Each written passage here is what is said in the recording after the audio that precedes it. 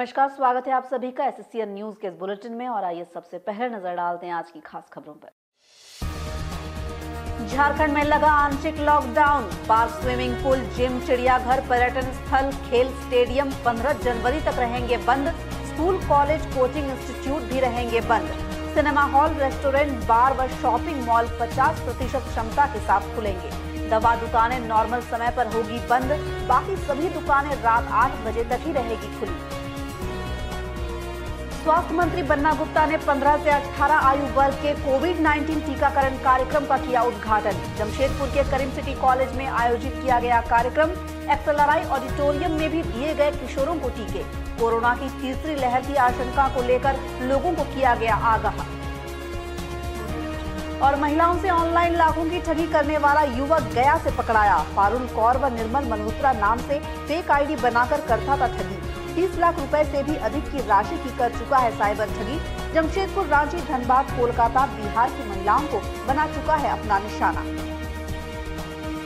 आइए बात करते हैं राज्य में कोरोना की रफ्तार रोकने के लिए मिनी लॉकडाउन लागू किए जाने की। झारखंड में कोरोना संक्रमण की तेजी से बढ़ती रफ्तार के मद्देनजर राज्य सरकार ने पूरे राज्य में आगामी 15 जनवरी तक के लिए मिनी लॉकडाउन की घोषणा कर दी है। राजधानी रांची में मुख्यमंत्री की अध्यक्षता में राज्य आपदा प्रबंधन विभाग की हुई बैठक में यह निर्णय हुआ और उसे तत्काल प्रभाव से लागू भी कर दिया गया है। बताते चले कि विगत कुछ दिनों से राज्य में कोरोना संक्रमण के मामलों में बहुत तेजी आई है, जिसके मद्देनजर रविवार को राज्य के अपर मुख्य सचिव ने आपदा प्रबंधन विभाग को कई सुझाव दिए थे।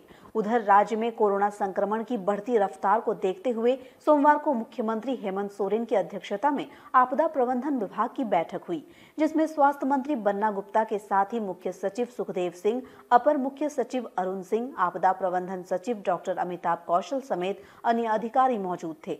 मुख्यमंत्री ने कहा कि हर हाल में कोरोना को रोकना प्राथमिकता है, लेकिन जीवन बचे और जीविका भी चले, इसका उपाय भी जरूरी है। स्वास्थ्य मंत्री बन्ना गुप्ता ने भी इसका समर्थन किया और कहा कि कोरोना की टेस्टिंग बढ़ाई जाएगी, जीनोम सीक्वेंसिंग मशीन तत्काल मंगाई जाएगी ताकि वेरिएंट का पता जल्द चल सके। इसके अलावा कोरोना का टीकाकरण तेज करने का भी निर्णय लिया गया है। बैठक में कोरोना की रफ्तार रोकने के लिए गए निर्णयों को तत्काल प्रभाव से लागू भी कर दिया गया। स्वास्थ्य मंत्री बन्ना गुप्ता ने पत्रकारों को संबोधित करते हुए बताया कि इसके तहत स्कूल, कॉलेजों सहित सारे शिक्षण संस्थानों को 15 जनवरी तक बंद कर दिया गया है। इसके साथ ही stadium, swimming pool, gym, park, zoo आदि भी 15 जनवरी तक बंद रहेंगे। वहीं बाजार रात के 8 बजे बंद कर दिए जाएंगे एवं श्राद्ध जैसे आयोजनों में 100 से अधिक लोग शामिल नहीं हो सकेंगे। वहीं mall, restaurant, cinema hall, theatre 50% क्षमता के साथ चल सकेंगे। पर्यटन स्थल भी बंद रहेंगे, जबकि सरकारी, गैर सरकारी कार्यालयों में 50% उपस्थिति में काम होगा। संस्थान, कोचिंग सेंटर आदि सब बंद रहेंगे। केवल वो प्रशासनिक काम करने के लिए आधी संख्या पर वो चालू रहेंगे, 50% कैपेसिटी। पार्क, जिम, स्टेडियम, पर्यटक स्थल, जू, ये स्विमिंग पूल, ये सारे जो है बंद रहेंगे अगले आदेश तक। और रात जो नॉर्मल 8 बजे रात तक सभी व्यावसायिक प्रतिष्ठान बंद होंगे। केवल 3 चीजें, बार, रेस्टोरेंट और मेडिकल को छोड़कर बाद बाकी बंद रहेंगे। आइए बात करते हैं जमशेदपुर में बन्ना गुप्ता द्वारा किशोर टीकाकरण अभियान की शुरुआत किए जाने की। पूरे राज्य के साथ जमशेदपुर में भी सोमवार को किशोरों को कोरोना का टीका लगाने के अभियान की शुरुआत हो गई। स्वास्थ्य मंत्री बन्ना गुप्ता ने स्थानीय करीम सिटी कॉलेज परिसर में आयोजित एक समारोह में जिले के आला प्रशासनिक एवं चिकित्सा अधिकारियों के साथ टीकाकरण अभियान की विधिवत शुरुआत की। बता दें कि सोमवार 3 जनवरी से पूरे देश में 15 से 18 वर्ष आयु वर्ग के किशोरों के लिए कोरोना टीकाकरण अभियान शुरू हो गया है। जमशेदपुर के सांची स्थित करीम सिटी कॉलेज परिसर में आयोजित एक विशेष समारोह में किशोर टीकाकरण अभियान की शुरुआत की गई। स्वास्थ्य मंत्री बन्ना गुप्ता ने समारोह में दीप प्रज्वलित कर और गुब्बारे उड़ाकर अभियान की विधिवत शुरुआत की। इस समारोह में जिले के उपायुक्त Suraj Kumar, SDM Sandeep Meena, civil surgeon doctor B K Lal, doctor Sahir Paul सहित अन्य अनेक पदाधिकारी उपस्थित थे। स्वास्थ्य मंत्री बन्ना गुप्ता ने कोरोना संक्रमण के मामलों में आई तेजी पर चिंता जताते हुए कोरोना टीकाकरण में पूर्वी सिंहभूम जिले को सबसे आगे रहने पर बधाई दी। उन्होंने टीकाकरण अभियान को सही तरह से चलाने की हिदायत देते हुए आम लोगों को कोरोना की तीसरी लहर के प्रति सतर्क करते हुए सरकार की ओर से हो रही तैयारियों की जानकारी दी। उन्होंने कहा कि सरकार स्थिति पर नजर रखे हुए है एवं स्थितियों के आकलन के बाद इस संबंध में आवश्यक कदम उठाए जाएंगे। लगातार हम सभी लोग लगे हुए हैं माननीय मुख्यमंत्री जी के दिशा निर्देश पर राज्य की जनता के जान माल की सुरक्षा कैसे हो, इसके लिए हम सारे लोग वचनबद्ध हैं। और उसी की कड़ी में आज जो 15 से 18 साल के बच्चों को वैक्सीनेट करना है, उसके लिए जमशेदपुर जिला प्रशासन को मैं बहुत धन्यवाद दूंगा कि वैसे भी वो जिला हमारा जमशेदपुर जिला प्रशासन वैक्सीनेट करने में पूरे राज्य में अव्वल आया है।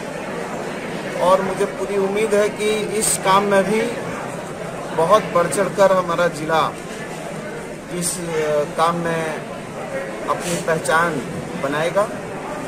और लगातार आप देख रहे हैं कि कोविड-19 के दिन प्रतिदिन पॉजिटिव मामले बढ़ रहे हैं। ऐसी परिस्थितियों में हम आपके माध्यम से आम लोगों से भी प्रार्थना करेंगे कि वो कोविड के जो व्यवहार हैं उस व्यवहार का पालन करें। अनावश्यक रूप से भीड़ भाड़ की जगह नहीं जाएं।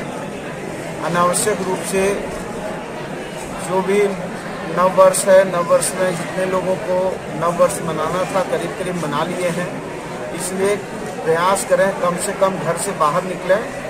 और जो लोग वैक्सीनेट नहीं हुए हैं वो ज़्यादा से ज़्यादा वैक्सीनेट हों, उसके लिए प्रशासन लगा है, वो भी कोऑपरेट करें। और आज उसी की कड़ी में मैं इस कार्यक्रम में शामिल हुआ। दूसरी ओर किशोर टीकाकरण अभियान की शुरुआत होने के साथ ही जमशेदपुर सहित जिले के विभिन्न टीकाकरण केंद्रों पर किशोरों को कोरोना का टीका लगना शुरू हो गया है। अभियान के पहले दिन XLRI राजेंद्र विद्यालय सहित अनेक टीकाकरण केंद्रों पर 15 से 18 वर्ष आयु वर्ग के सैकड़ों किशोरों को कोरोना के टीके लगाए गए। बताते चले कि विगत शनिवार से ही टीकाकरण के लिए किशोरों का रजिस्ट्रेशन शुरू हो गया था, जिसके तहत इस आयु वर्ग के बड़ी संख्या में किशोरों ने अपना रजिस्ट्रेशन करा रखा है। आज से इन्हें टीकाकरण केंद्रों पर रोज टीके लगाए जाएंगे। आइए बात करते हैं फेक आईडी बनाकर महिलाओं से लाखों की ठगी करने वाले की गया से हुई गिरफ्तारी की। आदित्यपुर पुलिस ने फेसबुक व व्हाट्सएप के जरिए आदित्यपुर की महिला से 16,45,000 रुपए की ठगी करने के मामले में साइबर ठग पंकज कुमार को गिरफ्तार कर लिया है। गया से पकड़कर लाया गया पंकज फेक आईडी बनाकर महिलाओं से अब तक 30 लाख रुपए से भी अधिक रुपयों की ठगी कर चुका है। आदित्यपुर थाना प्रभारी आलोक दुबे ने बताया कि आदित्यपुर की एक महिला ने विगत 20 दिसंबर को 16 लाख रुपए की ऑनलाइन ठगी की प्राथमिकी आदित्यपुर थाना में दर्ज कराई थी। पुलिस ने मामले की तकनीकी आधार पर जांच करते हुए गया से पंकज कुमार नाम के एक युवक को पूछताछ के लिए लेकर आई। उससे हुई पूछताछ के क्रम में बात सामने आई कि पंकज पहले जमशेदपुर में ही रहता था। यहाँ कोरोना काल में नौकरी चली जाने के कारण वो गया चला गया और वहीं से पारुल कौर और निर्मल मल्होत्रा नाम से फेक फेसबुक अकाउंट बनाकर महिलाओं से संपर्क करके उनसे ठगी करने लगा। इस प्रकार वो जमशेदपुर के साथ ही रांची, धनबाद, कोलकाता के अलावा बिहार की महिलाओं से अब तक 30 लाख रुपए से भी अधिक की ठगी कर चुका है। पुलिस ने उसे गिरफ्तार कर जेल भेज दिया है। 20-12 के इसको फेसबुक और व्हाट्सएप के माध्यम से ठगी करने का एक FIR हम लॉन्च किए थे। उसमें 16 लाख रुपए की ठगी का मामला दर्ज किया गया था। उसी संबंध में हम लोगों ने अनुसंधान किए। तकनीकी अनुसंधान के आधार पे एक आदमी पंकज कुमार को गिरफ्तार किए। पंकज कुमार को पूछताछ के लिए लाए। उसके तत्पश्चात आज हम लोग इनको गिरफ्तार किए और इनको जेल भेज रहे हैं। इनके द्वारा एक पारुल कौर नाम के एक महिला के नाम से फेसबुक आईडी चलता है और उसके माध्यम से वो महिलाओं को फंसाते हैं। महिलाओं को, भोली भाली महिलाओं को बताते हैं कि हम बिजनेसमैन हैं। और एक निखिल मल्होत्रा करके एक और आईडी बनाए हैं जो बिजनेसमैन के नाम से आईडी है और इसी के नाम से ये लोग पैसा ठगते हैं महिलाओं से।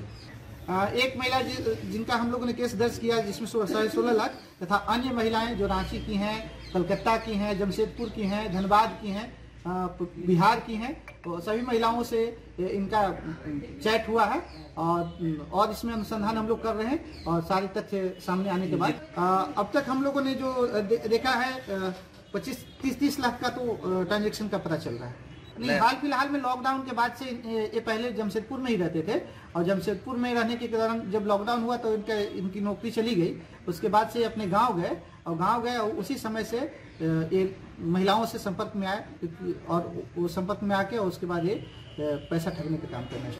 और अब बात करते हैं जिला प्रशासन द्वारा क्वारंटीन सेंटरों को दोबारा सक्रिय करने की चल रही तैयारी की।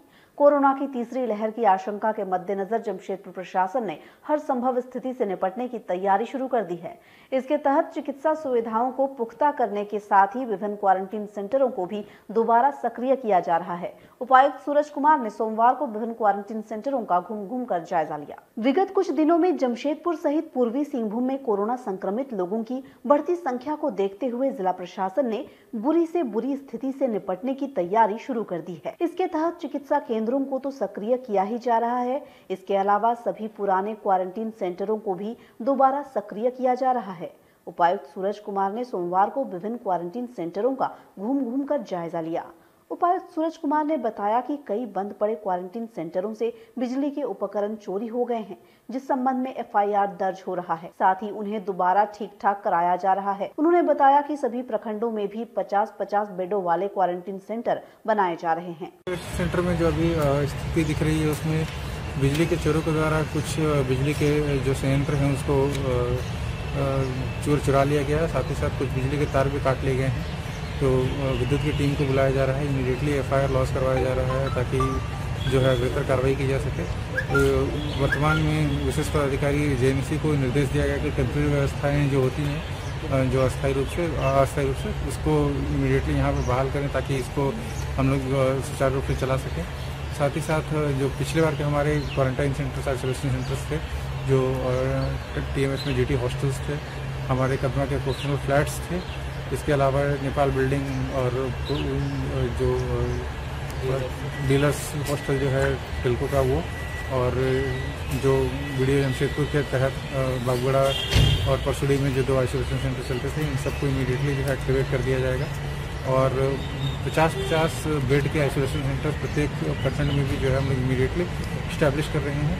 इनमें उन लोगों को रखा जाएगा जो कि असिम्प्टोमेटिक हैं या फिर अब इलाज के बाद उनको केयर की ज़रूरत उतनी नहीं है और उनको इमीडिएटली इस पर्यवेक्षण में रखा जा सकता है कि अगर दोबारा उनकी तबीयत बिगड़े तो दोबारा से हम लोग उनको हॉस्पिटल में भर्ती कर सकें। ये इसलिए किया जा रहा है क्योंकि एक तो हम लोगों को इंश्योर कर रहे हैं कि जो बड़ी संख्या है उसको हम लोग कैटर कर सकें। साथ ही साथ पिछले बार जो हम लोगों की एक्सपीरियंस रही है उससे भी हम लोगों को ये हम लोग को निर्देश और बाकी चीज़ें पता चली हैं कि पोस्ट कोविड में बहुत सारे कॉम्प्लिकेशंस होते हैं, उनके भी बेटर केयर और ऑब्जर्वेशन की जरूरत है, इसलिए इस फैसिलिटीज को एक्टिवेट करना जरूरी है। और अब बात करते हैं पेयजल विभाग के जुगसलाई अवर प्रमंडल पदाधिकारी को दी गई भावभीनी विदाई की। पेयजल एवं स्वच्छता विभाग के आदित्यपुर प्रमंडल कार्यालय में सोमवार को विभाग के जुगसलाई अवर प्रमंडल पदाधिकारी सागर सिंह को अवकाश ग्रहण करने पर भावभीनी विदाई दी गई।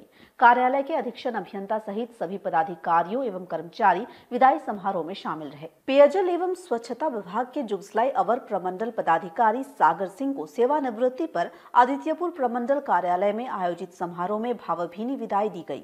कार्यक्रम में अधीक्षण अभियंता शिशिर कुमार सोरेन व कार्यपालक अभियंता अभय कुमार टोप्पो सहित विभाग के अन्य अनेक पदाधिकारी व कर्मचारियों ने शिरकत की। इस अवसर पर सभी वक्ताओं ने सागर सिंह की पूरे कार्यकाल में कार्यों के प्रति निष्ठा की चर्चा की। सभी ने सेवानिवृत्ति के बाद विभाग में उनकी कमी खलने की बात कही। साथ ही कहा कि वे सेवानिवृत्त होने के बाद हम लोगों से दूर जरूर हो रहे हैं, लेकिन विभाग हमेशा उनका मार्गदर्शन लेता रहेगा। कार्यक्रम में कर्मचारी यूनियन के साथ ही विभागीय अधिकारियों व कर्मचारियों ने उन्हें माला पहनाकर विदाई दी। हम लोग इस आदित्यपुर डिवीजन के इंस्पेक्शन बेंगला में हम लोग बैठे हैं।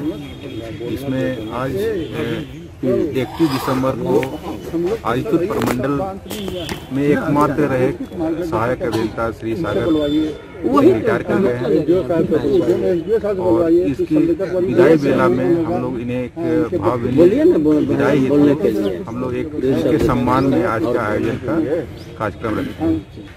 हम लोग ये सभी आज के कार्यक्रम में हमारे बीच में सभी कर्मचारी, पदाधिकारी और संवेदकगण भी उपस्थित हैं। हम लोग यही कामना करेंगे कि इनके जो रिटायरमेंट के बाद भी इनका जो लाइफ रहेगा अपने परिवार के साथ रहें, हंसी खुशी रहें और इनकी स्वास्थ्य अच्छी रहे और दीर्घायु रहे। यही हम लोग के सभी कर्मचारी, संवेदक और पदाधिकारी की तरफ से हम लोग को यही शुभकामना रहेगी इनके साथ में। बात करते हैं अनियंत्रित डंपर के दुकान में घुस जाने की। जमशेदपुर के सुंदरनगर में टाटा हाता मुख्य मार्ग से गुजर रहा डंपर सोमवार सुबह अनियंत्रित होकर सड़क किनारे स्थित एक बंद दुकान में जा घुसा। गनीमत रही कि दुकान बंद होने के कारण वहां कोई मौजूद नहीं था और इस तरह एक बड़ा हादसा टल गया। सोमवार अहले सुबह करीब 4 बजे ये दुर्घटना घटी। बताया जा रहा है कि सुंदरनगर थाना अंतर्गत टाटा हाता मुख्य मार्ग के समीप राज साइकिल स्टोर के पास एक अनियंत्रित डंपर सड़क किनारे स्थित एक दुकान को तोड़ते हुए उसमें जा घुसी। हालांकि दुकान बंद रहने के कारण उसमें कोई मौजूद नहीं था, अन्यथा कोई बड़ा हादसा हो सकता था।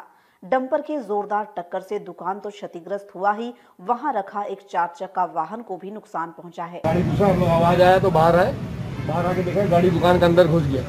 पूरा एंगल नंबर टीना थे तो कार में था उसको भी थोड़ा नुकसान हुआ, सब तरफ से नुकसान हो गया।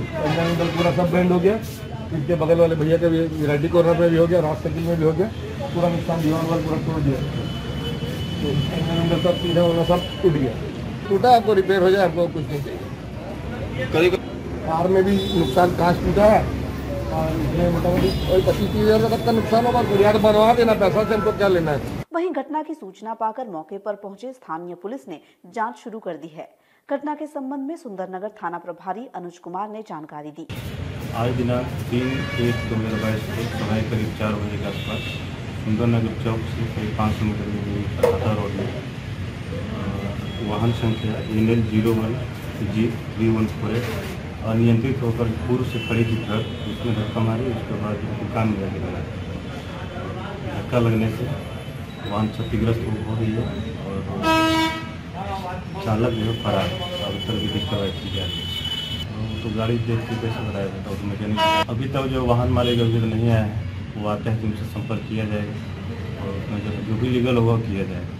और आज के इस बुलेटिन में फिलहाल इतना ही। हम फिर हाजिर होंगे कुछ और नई ताज़ा खबरों के साथ। तब तक के लिए SSCN न्यूज़ की पूरी टीम की ओर से मुझे दीजिए इजाजत। नमस्कार।